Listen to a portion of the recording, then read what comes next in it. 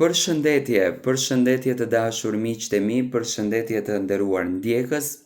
Ja ku po ritakohemi sërish me mua Tirona Lilin, pikërisht këtu në kanalin Monitor TV, për të ndarë dhe komentuar lajmet edhe ngjarjet më të fundit.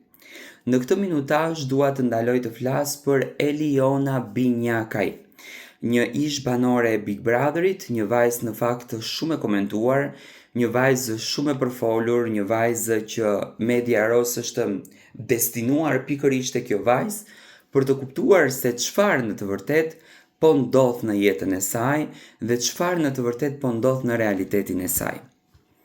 Është përfolur për shumë ditë që Klodi dhe Eliona kanë përjetuar një krisje shumë të madhe. Klodi dhe Eliona nuk rinin bashkë me njëri tjetrin, nuk ndanin më foto, nuk ndanin më postime dhe menjëherë filluan hamencimet. Në fillim u përshkruajt si një ngjarje e cila ndodhte për klikime, për të marrë vëmendjen, por ditën e djeshme ndodhen lëvizje që ne në fakt nuk i prisnim që të ndodhnin. Ju e dini shumë mirë që për kohë me radhë Instagrami Klodianit ka qenë i hakuar. Me thënë ka qenë një Instagram i bllokuar, mori një vëmendje të madhe se kush e ka hakuar Instagramin, pse u bë kjo padrejtësi Klodit, çfarë ndodh me Klodin, pse gjithë kjo urrejtje e madhe që Klodi u fejua dhe u dashurua me Elionën.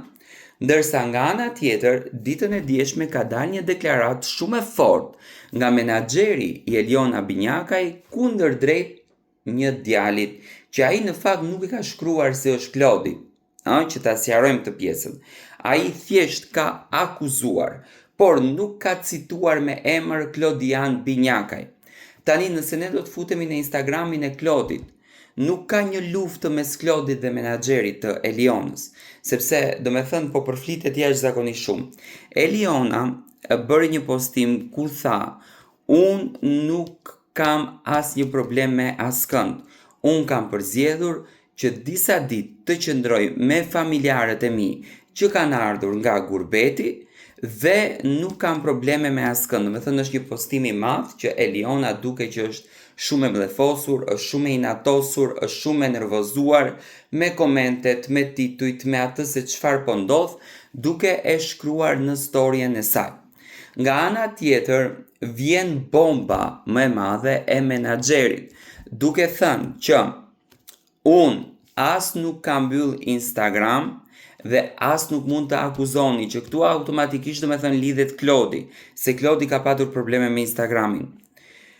Unë nuk i mbyll Instagramin një djalit që e tradhton gruan e vet me mashkull, që nuk kupton, e quan Klodin homoseksual. Do me thënë, ka nisur një luftë e madhe me dyshen, uroj që të mos të jetë luftë për klikime. Klodi ka patur një afrimitet të madh me lëndrimin dhe atëherë do me thënë është komentuar pjesa e tij seksuale, por unë nuk e besoj që Klodi mund të bëjë një gjë të tillë dhe ta tradhtoj Elionën me një mashkull.